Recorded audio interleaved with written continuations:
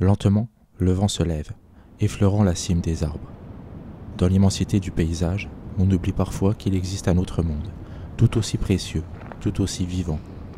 Un monde discret, un monde où le petit, le fragile, le fugace règne en maître.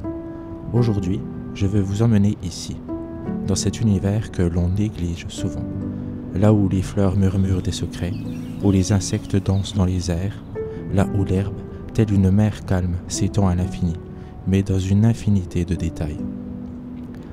À chaque pas, on traverse un monde en miniature, mais qu'en reste-t-il vraiment?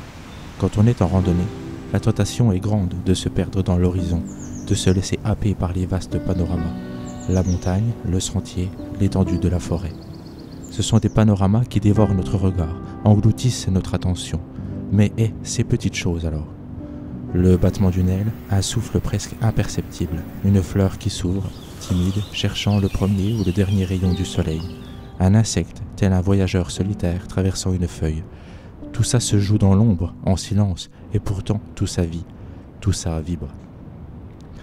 J'ai décidé de m'arrêter, de fermer les yeux un instant et d'écouter autrement. À travers les objectifs de ma caméra, je vais vous amener dans un univers parallèle, là où l'herbe pousse lentement, comme si le temps n'avait pas de prise sur elle, là où les fleurs, petites, éclats de couleurs, s'épanouissent en silence, comme des secrets murmurés à l'oreille de la brise. Je veux que vous les voyiez, que vous les sentiez, que vous les entendiez. Les gouttes de rosée scintillent sur la surface de chaque feuille, comme des diamants éphémères, prêts à disparaître avec le premier rayon de soleil. Les fourmis infatigables gravissent l'écorce d'un arbre, leurs petites pattes glissant sur le tronc rugueux. Chaque mouvement est une danse, chaque détail a une importance. C'est un monde d'une grande simplicité, et pourtant d'une incroyable richesse. J'ose un zoom, un plan rapproché, un instant suspendu, le battement d'aile d'un papillon, si léger qu'on peine à croire qu'il existe vraiment. La délicatesse d'une fleur sauvage dont les pétales frémissent au rythme du vent. Un monde où la beauté est tellement subtile qu'on pourrait le rater si l'on ne prend pas le temps de le regarder vraiment.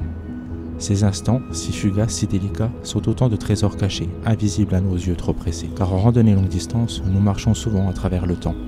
Nous cherchons à atteindre un but, un sommet, une ligne d'horizon. Mais on oublie souvent de regarder en bas. Nous risquons de manquer la magie de ce qui s'y trouve, ce qui se trouve sous nos pieds. Les petites fleurs, les insectes qui bourdonnent en silence toute la journée, la mousse qui couvre les pierres, chaque brin d'herbe qui danse sous la brise, tout ça fait partie de ce voyage, de cette randonnée.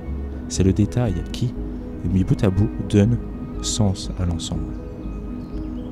Il y a quelque chose de profondément humain dans cette capacité à s'émerveiller de la petite chose, à s'arrêter, à savourer un instant.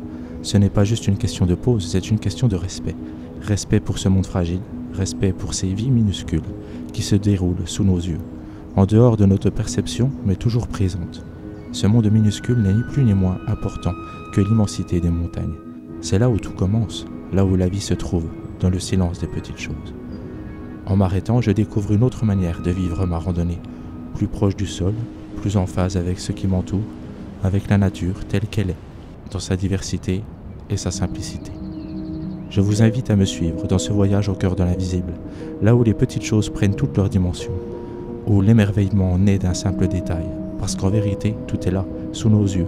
Il suffit de lever les paupières, de se laisser toucher par ce monde secret, ces petites merveilles que la nature nous offre chaque jour.